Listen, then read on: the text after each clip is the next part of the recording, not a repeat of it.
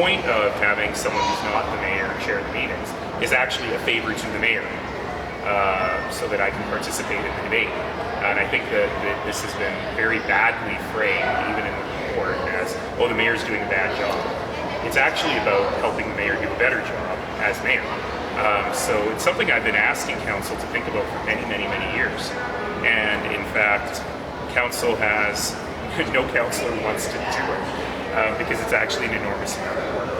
And so, you know, I think it's good that we're having the discussion. I think that it's good that we are furthering the conversation. Because as I said, you know, very early in my career, I had the opportunity to talk with the then mayor of Toronto and other council members in Toronto as well as in Winnipeg, and they think the system works much better because the mayor then can then debate on items. So we'll see what council ends up doing. What do you think like about the report? Well, it wasn't so much the report, a little bit the report, more the reporting on the report. I very rarely complain about media reporting, but in this case I will, which made it sound like this was somehow a complaint against me. I'm the one who put it forward. Let's be clear about that. And I've been putting it forward for many, many years, and it was odd that no one bothered asking that question. You know, if you stuck to that procedural handbook, do you think meetings would be streamlined? Here's the thing, I 100% stick to the procedure handbook. When you ask any member of council, when did the mayor not allow it? You know, the only answer is, well, at that time I had to ask that question. I stick to it 100%. The problem is, council wants 45 secondary suites in one meeting. What else is going to happen to the agenda? That's what happens. So you need to cut them off. no, they get 5 minutes. That's the rules. If they want to change the rules so they don't get 5 minutes, that's fine. But you have members of council who need to take the 5 minutes on every item. You have members of council who just chat without actually putting forward a point or making that point. The chair cannot actually control that. I can stop them if they're off topic.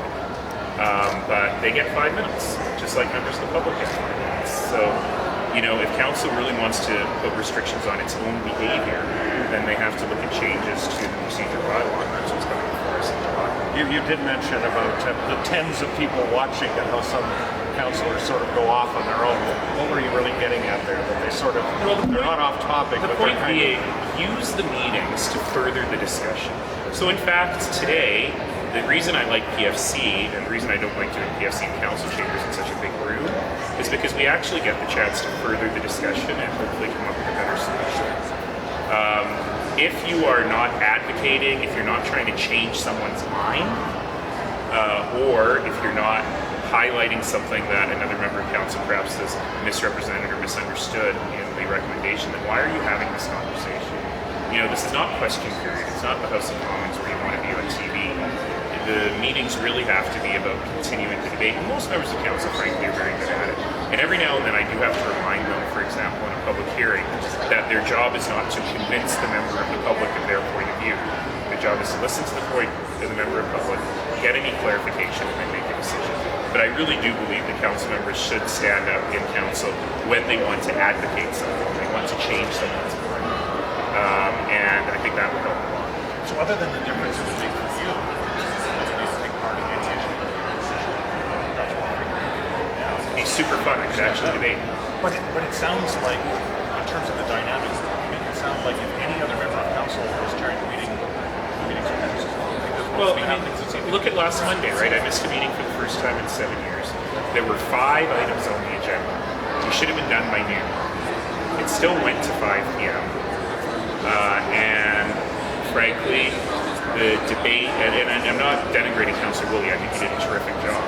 But the council members really were taking these volunteers on this compensation committee to task, asking the same questions over and over and over again, just trying to make the committee look bad. You know, those are the sorts of things that are not in the hands of the chair. They're a little bit in the hands of the chair, but they're mostly in the hands of the people who are at the meeting table. So what do you think the chances are of, I know it's being deferred, but what do you think the chances really are that come after the post-election, there'll be a councillor as a permanent chairperson of the council instead of the mayor? As I said, I'd love to see it. It really depends on whether anyone would want to do it. Certainly there are 1 or 2 members of council right now who would be keen in taking on that role. So if they're returned to council, council, there may be something there, but I also think that it was important that a member of council highlighted today, I think it was Councillor Woolley, it's actually a ton of work. And if you're going to be chairing council meetings, it probably means you can't chair any other meetings, any other committees, I mean. And it does mean you have to read every single page of a multi-thousand page agenda. And I suspect that many council members, when they realize that it will restrict their ability to serve as council members, may not be as interested anymore. One last question, folks.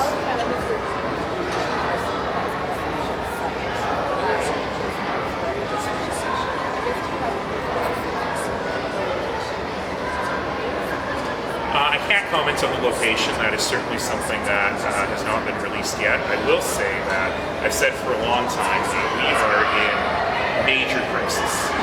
We're losing 2 or 3 people every week to overdose. That's far more than we lose to car accidents, for example. Far, far more than we lose to violent crime. And these are things that we have to get our hands around. We also have to do it in a way that is better than what's been done in the past. So safe consumption services are absolutely part of the solution because we know they save people's lives. I don't like them. I think they're an admission of failure, but we also know without question they save people's lives. But our goal has to be not only to keep people alive, it has to also be to help them get better. And I'm very, very interested in thinking about a new model of safe consumption services that both keeps people alive, prevents them from overdosing, but also helps them ultimately overcome their addiction. Does council have a role in citing questions? Council would have a role if a new land use was needed. If, in fact, the Schumer is one of the sites under consideration, I don't think a new land use will be needed. But certainly council has been well aware of all of the conversations around the opioid crisis. Thanks, everybody. We're going to Thanks. go.